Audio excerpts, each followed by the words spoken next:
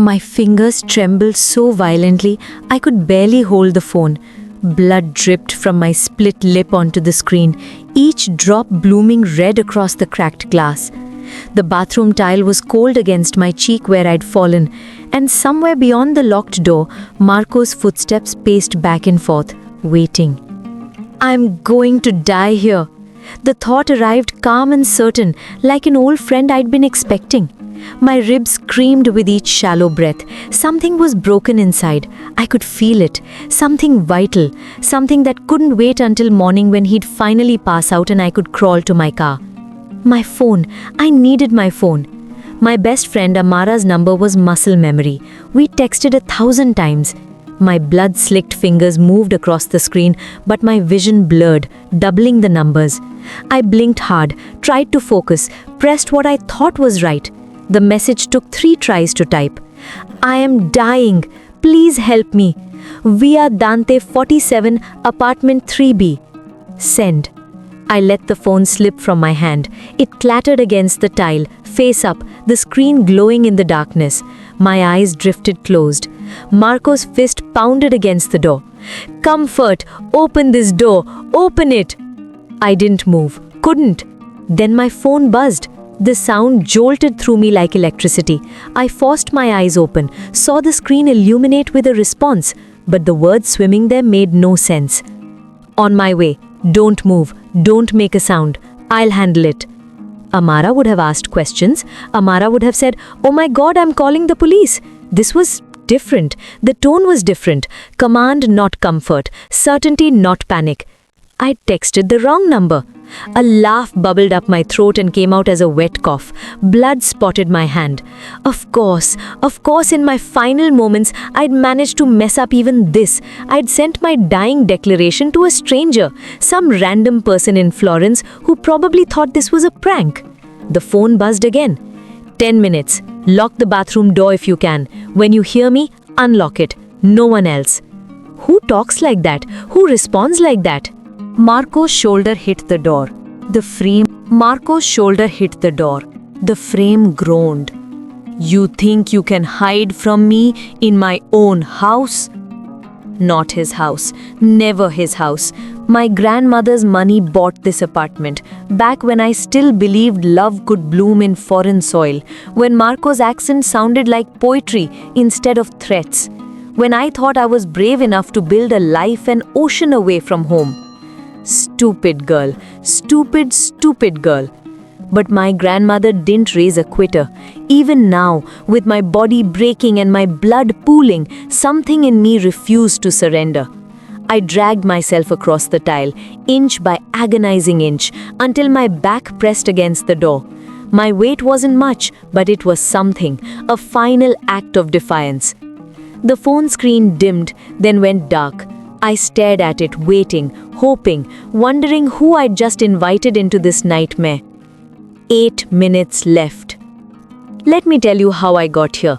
How a girl from Atlanta ended up bleeding on Italian tile, married to a man whose hands knew only how to break things. It started, like most disasters, with a dream. I was 23, fresh out of university with a degree in art history and a heart full of wanderlust. The study abroad program in Florence had been the best 4 months of my life. The Uffizi, the Duomo, the way afternoon light turned the Arno River into liquid gold. I'd walked those streets feeling like I'd finally found the place where I belonged. And then I met Marco at a gallery opening. Tall, charming, with eyes like espresso and a smile that promised forever. He worked in finance, wore expensive suits, said I was the most beautiful woman he'd ever seen. When he looked at me, I felt seen, wanted, chosen. We married 6 months later. Small ceremony, just us and a handful of friends. My mother cried on the video call, begged me to wait, to come home first, to be sure. But I was sure, so sure. The first time he hit me was 3 months after the wedding. I'd burnt dinner, lasagna, his favorite, but I'd left it in too long while I was on the phone with my mother. He came home to smoke billowing from the oven, me frantically waving a towel at the alarm, and something in his face just shifted. The slap knocked me into the counter. I stood there, hand pressed to my stinging cheek, too shocked to cry. He apologized immediately, of course, pulled me into his arms, wept into my hair, swore it would never happen again.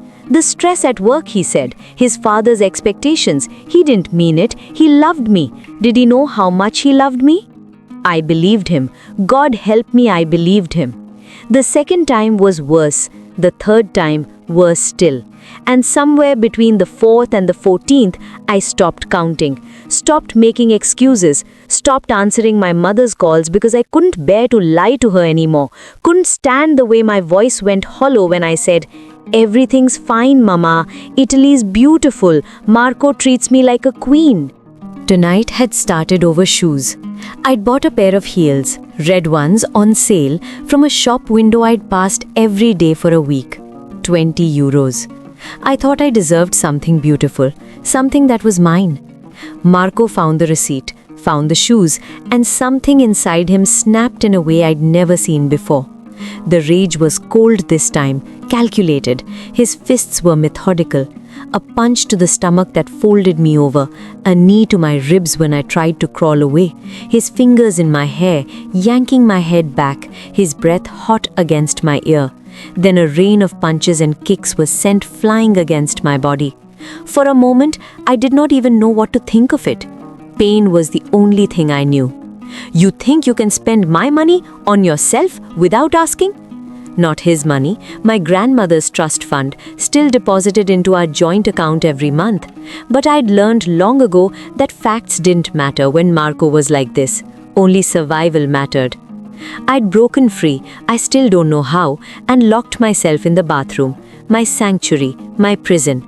That's when I decided to text Amara. That's when my shaking fingers betrayed me and I texted the wrong person. 6 minutes. I could hear Marco on the other side of the door, no longer pounding, just breathing, heavy, angry breathing, planning. He was always more dangerous when he went quiet. Comfort?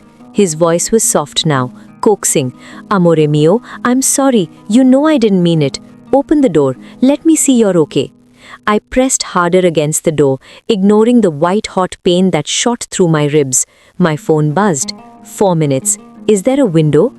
I looked up. There was a small window above the toilet, barely big enough for a cat. I typed back with trembling thumbs. Too small, only one door. The response came instantly. When I knock 3 times, move away from the door, fast as you can. Who was this person, and why did their certainty feel like a lifeline in the dark? 3 minutes.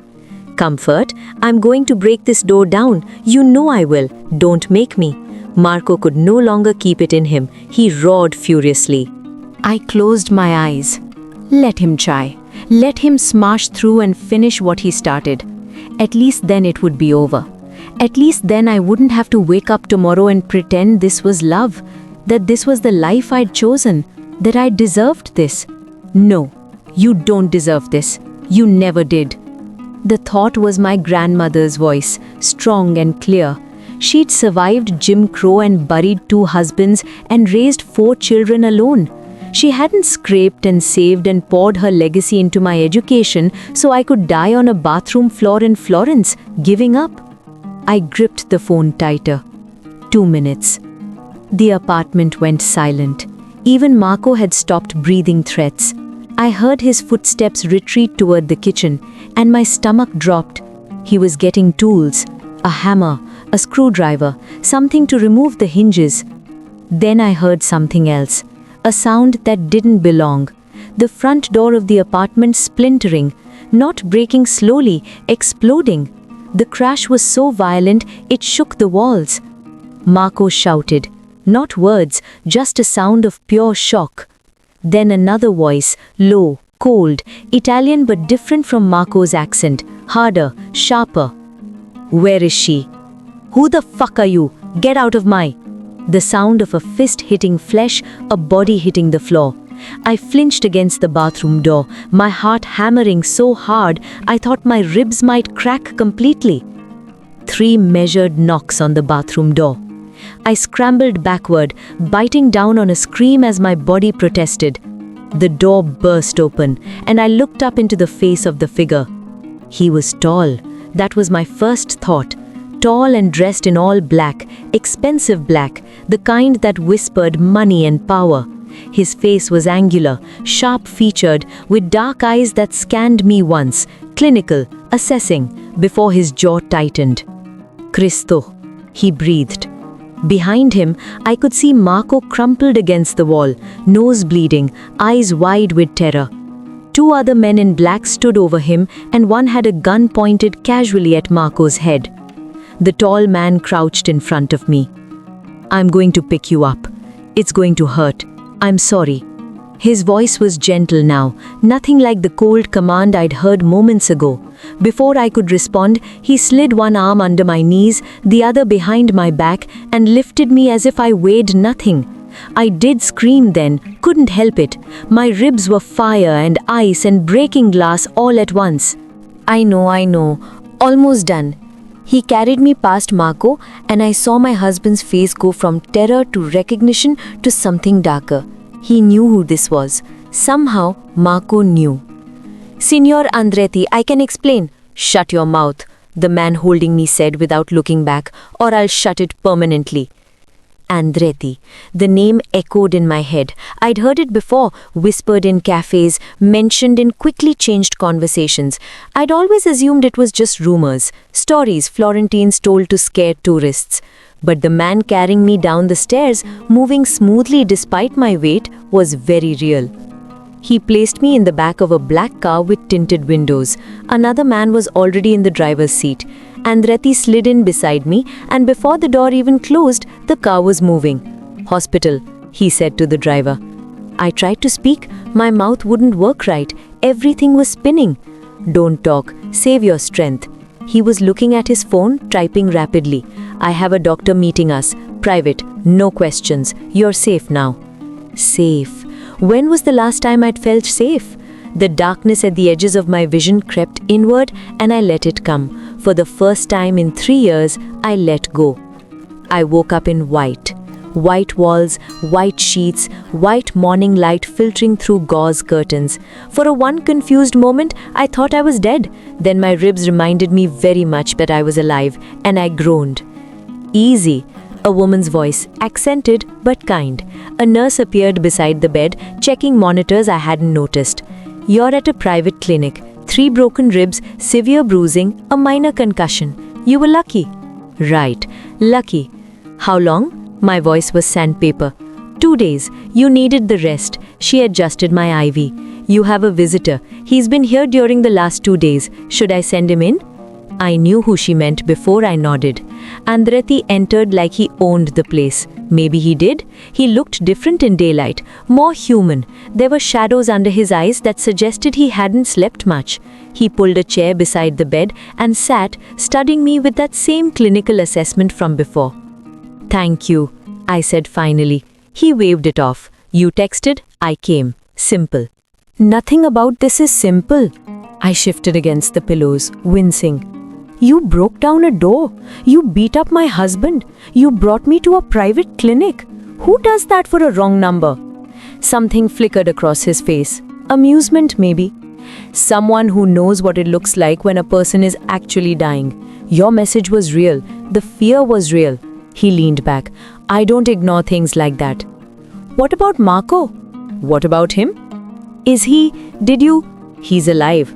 Unfortunately for him." Andretti's voice went cold.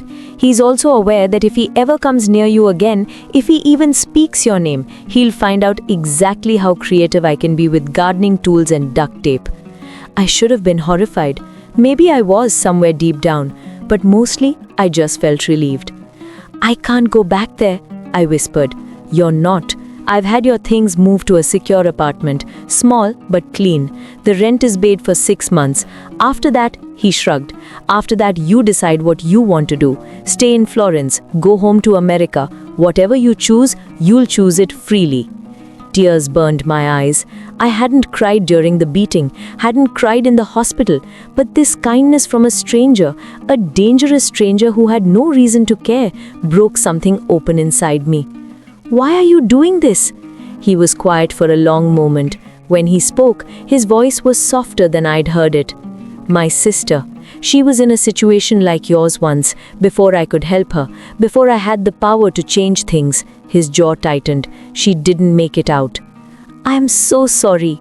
Don't be sorry. Just live. Live the life she didn't get to. That's thanks enough. 6 months later, I stood in my tiny apartment, my apartment, paid with money I'd earned teaching English to Italian businessmen, and realized I was happy. Not healed, not whole, but happy. The bruises had faded, the ribs had knitted back together. I had filed for divorce and Marco hadn't contested it. Rumor was he'd left Florence entirely, moved somewhere north. I didn't care where, as long as it was far from me. I'd seen Andretti twice since leaving the clinic, once when he came to check on the apartment to make sure I had everything I needed, once more when I'd insisted on taking him to dinner, my clumsy attempt at repaying an unpayable debt. "You don't owe me anything," he'd said over pasta I'd cooked myself. "I owe you everything," I'd replied. "The least I can do is feed you." He'd smiled then, a real smile, not the cold mask he showed the world. We talked about small things, art, Florence, the terrible coffee at the cafe near my apartment. Not about Marco, not about his sister, not about the darkness that had brought us together. When he left, he'd pressed a business card into my hand. "If you ever need anything, anything at all." I ducked it into my wallet and tried to move on with my life. Now, standing in my kitchen making coffee on a Thursday morning, planning my day of lessons and maybe a walk along the river, my phone buzzed with an unknown number. I almost didn't check it, but something made me look. "I am dying. Please. Via Masaccio, 89. My coffee cup slipped from my fingers and shattered on the floor. No, this couldn't be happening. Not again. This was someone's idea of a sick joke, or spam, or don't tell me. But I remembered. God, I remembered. The terror, the certainty that no one would come, the miracle of that wrong number that saved my life. What if this person was real? What if they were bleeding on a bathroom floor right now, just like I had been, waiting for help that wouldn't come because I ignored them? I grabbed my keys. Via Masaccio 89 was in a rougher part of the city, the kind of neighborhood tourists avoided after dark. I stood outside the building, my heart pounding, phone in hand, thumb hovering over the callback button. This was insane. I should call the police. I should call anyone but myself to handle this. But the police hadn't saved me. Andretti had. I pushed through the entrance. The building was old, crumbling, with graffiti on the walls and a broken elevator. I took the stairs 2 at a time, following the apartment numbers until I found 89. The door was ajar. "Hello?" My voice shook. "I got your message. I'm here to help." A sound from inside. Not words, a whimper. Pain. I pushed the door open. The apartment was barely furnished, a mattress on the floor, some clothes scattered around, a single lamp casting harsh shadows. And there, curled on the floor by the bathroom, was a woman. She was small, dark-haired, maybe mid-20s, and she was covered in blood. I dropped to my knees beside her. Hey, can you hear me?" Her eyes fluttered open, brown eyes glassy with pain and shock. "You came. You actually came." Of course I came. I was already assessing the damage, the way the clinic nurses had taught me during my recovery, checking her pupils, her pulse, the source of the bleeding. What happened? Boyfriend, ex-boyfriend, he found me. His breath hitched, said if he couldn't have me, no one could. The rage that flooded through me was white-hot and familiar. I'd felt it every time I'd looked in the mirror during those first weeks, seeing Marco's work written on my skin. "Is he still here?" "No, left. Thought I was dead." "You're not dead, and you're not going to die. I promise you that." I pulled out my phone, scrolled through my contacts looking for someone to call. I scrolled back and forth, paused on a particular number. I deliberated a little before I dialed it. It was the card Andretti had given me. I programmed it in, just in case. Never thought I'd use it. My fingers shook as I typed. "I need help. Woman hurt badly. Via Masaccio 89. Please come." The response was instant. "On my way."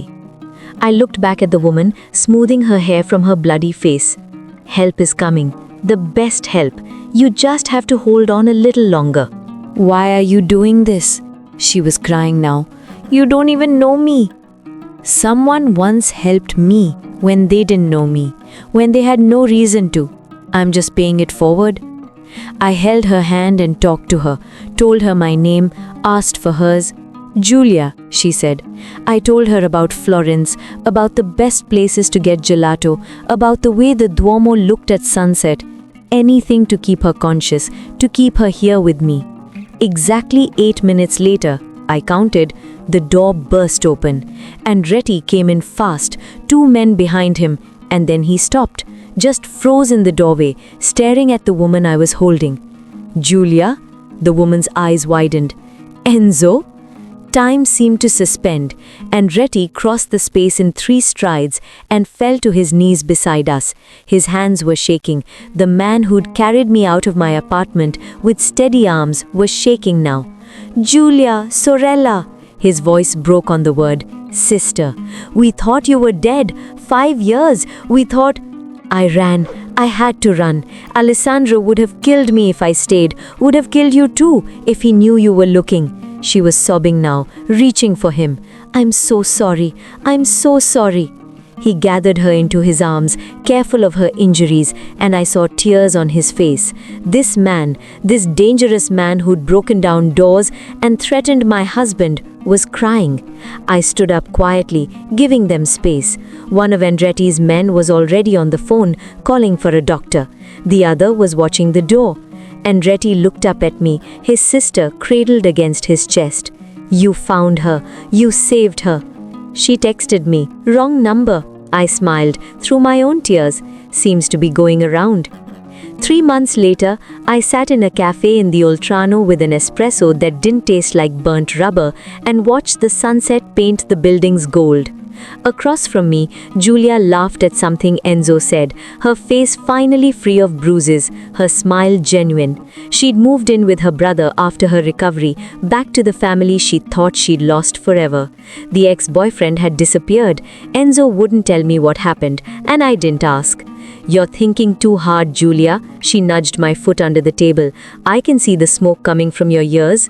I'm thinking about how strange life is. 6 months ago, I thought I was going to die. Now I'm sitting here drinking overpriced coffee with my... What do we even call this? Family, Enzo said simply. He'd been different since finding Julia. Lighter somehow. Still dangerous, I wasn't naive, but there was warmth there now, and openness. Your family, Comfort. The words settled over me like a blessing. Family, not the one I was born into, across an ocean and a lifetime away, not the one I tried to build with Marco, but a family I'd found in the most unlikely way, forged in blood and rescue and second chances. Family, I repeated, testing it out. I like that. Julia raised her tiny espresso cup. To family, the found kind, the best kind. To wrong numbers, I added. To showing up, Enzo finished. We clinked our cups together, 3 people who should never have met, who had no business being in each other's lives, who had somehow become each other's salvation. My phone buzzed, a text from my mother asking when I'd be home for Christmas.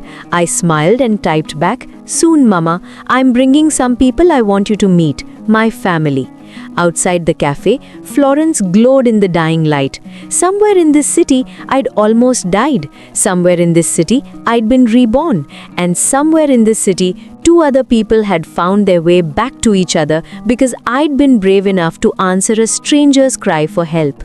Life was strange. Life was beautiful. Life was a wrong number that became the rightest thing in the world. I looked at Enzo and Julia, their heads bent together as they argued playfully about where we should eat dinner, and I felt something I hadn't felt in years. I felt like I belonged, not because of where I was, but because of who I was with. Not because I'd escaped darkness, but because I'd found light in the most unexpected places. Julia waved a hand in front of my face. Earth to Comfort? We're voting on pizza or pasta? Both. We get both. It's a celebration. What are we celebrating? Enzo asked. We are celebrating being alive and being together. That's enough. More than enough. Everything.